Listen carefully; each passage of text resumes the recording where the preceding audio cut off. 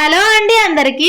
అయ్యో బెండకాయ నాకొద్దు, అరే జిగురుగా ఉంటుంది నేను తినలేను అని అనేవాళ్ళు కూడా లొట్టలేసుకుంటూ మరి తింటారండి. ఈ విధంగా చేసి పెట్టండి. బెండకాయలను వేయించడంలోనే ఉంటుందండి రుచి మొత్తం కూడా. సగం వేగిన తర్వాత ఆయిల్ వేసుకోవాలి. కనీసం 10 నిమిషాల పాటు ఖచ్చితంగా వేయించాలంటే అప్పుడే జిగురు బంక్ అనేది ఉండదు బెండకాయలకి. బాగా గుర్తు పెట్టుకోండి, మొదట్లోనే ఆయిల్ వేసి వేయించద్దు. 50% వేగాయి అన్నప్పుడు మాత్రమే ఆయిల్ వేసి వేయించుకోండి. అలా వేయిస్తే మాత్రమే బంక్ అనేది ఉండదు బెండకాయలకి. ఇంకా మసాలా విషయానికి వస్తే ఏ రకాల మసాలాలు వాడద్దండి బెండకాయ ఫ్రై లో. కేవలం ఉల్లిగడ్డలు, టమాటాలు, ఉప్పు, కారం, పసుపు చాలండి. ఇంకేం కలపాల్సిన అవసరం ఉండదు. మరి ఇలా చేసిన బెండకాయ ఫ్రై ని 3 ముళ్ళ చపాతీతో తినాల్సిందే. ఆ చపాతీకి అయితే ఇలా ఫోల్డ్ చేస్తానండి, ఆయిల్ అంటించుకోవాలి.